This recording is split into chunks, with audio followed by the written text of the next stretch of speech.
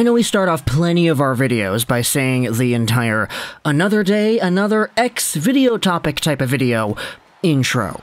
But when it comes to this one, I feel like this is not really the type of topic that you want to beat into the ground. You don't want to make a video about this every week like we do about other things, because this is just kind of, you know, it's a one and done, I feel.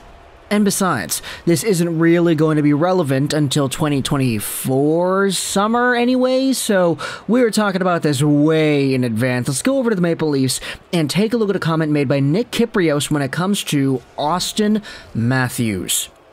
This is what was said on the Fan 590 earlier this week. What's in the horizon for Auston Matthews? Real Kippers shared their latest rumblings about the Leafs Forever star on the Fan Morning Show. Kypreos said this earlier, when was this? Yesterday. I think there's a lot of people that believe Auston Matthews could leave. A lot of people that I talk to on a consistent basis. That's it. That's the tweet. That's the entire video discussion that we are having here today, all based off of one sentence worth of a comment made on Toronto Sports Talk Radio. Let's talk about Auston Matthews just in case you needed the scoop here. Matthews is signed till the end of 2024, making $11.6 million a year. He is one of the most expensive players in the entire National Hockey League, and for good reason. Last year, the 6'3" center scored 106 points, 60 goals, 73 assists. He had 50 goals in the span of his own personal 50 straight games played.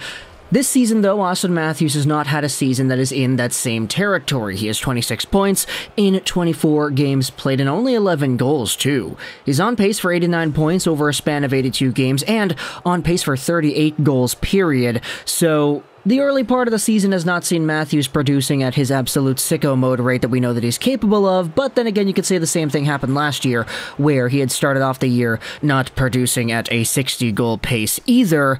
But when it comes to Matthews, the entire conversation has always been around the UFA status. It's the bridge deal. It's the fact that he's signed till the end of 2024, making this huge amount of money, and that he will be a UFA by the time everything is said and done. He has a no-move clause that kicks in 2023-2024, meaning that Auston Matthews will pretty much have full control over his last season on this contract, as well as the next contract that he signs afterwards. Whether or not that's with Toronto or whatever, it remains to be seen. But Auston Matthews has a lot of power here, and for a guy like this, who is probably the best goal scorer of this current generation of NHL players, and a guy who is probably going to hit 60 goals once again, at least sometime in his career, there's a lot of bargaining power there that Auston Matthews has in any sort of a free agent conversation or in a trade conversation too.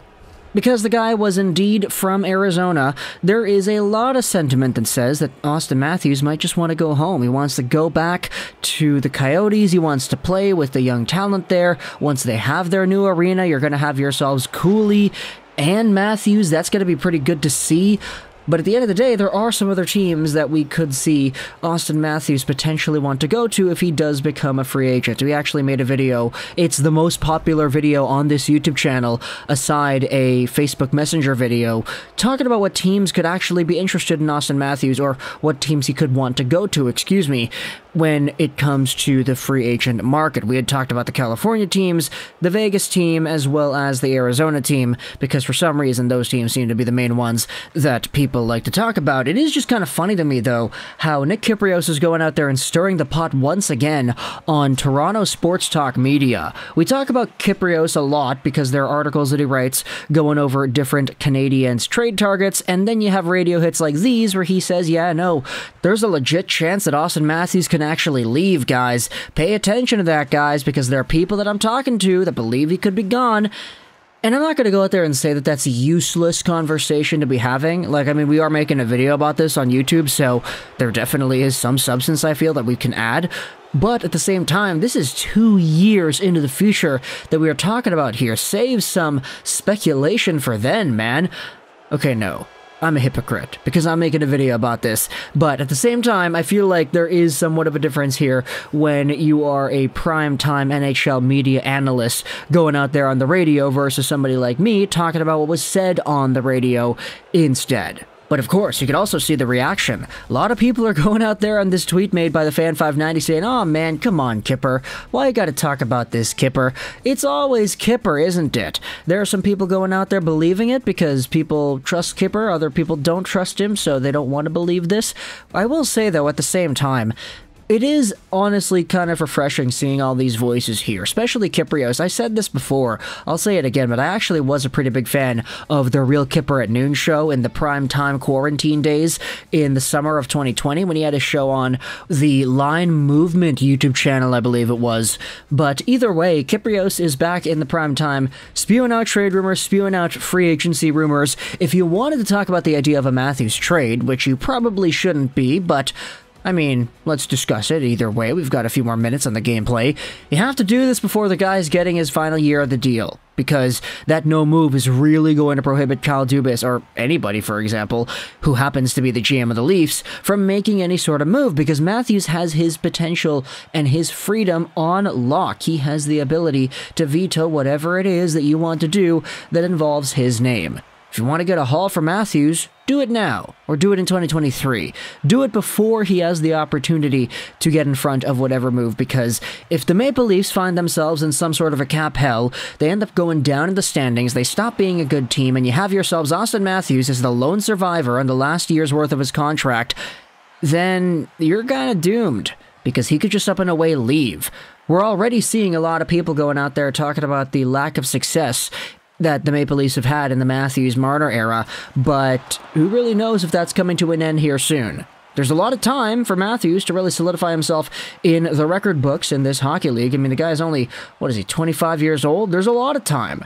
But with Toronto, who knows what exactly the cards hold there, and whether or not Kypreos is correct in that Matthews' likelihood of sticking around in Toronto is not all too guaranteed. Lots of people that he's talking to, they're saying that it could be a realistic possibility that Matthews decides to up and away leave Toronto. If this happens, what are your thoughts on how the Maple Leafs handled the entire Matthews era, and how you think it's going to go down? How do you think the Maple Leafs are going to lose Auston? Is it going to be a John Tavares situation where he kind of says he wants to stay, and then he doesn't, and then he goes back home, and he posts a picture on Twitter about him in the pajamas and the blanket with the Coyotes logo on it or something? Oh man, I think I might have opened up some old wounds over there. But either way, talk to the comments your thoughts about the Maple Leafs, Auston Matthews, Kypreos, the comments he made, and whether or not the end is near. I hope you enjoyed this Juraj 99, and bye.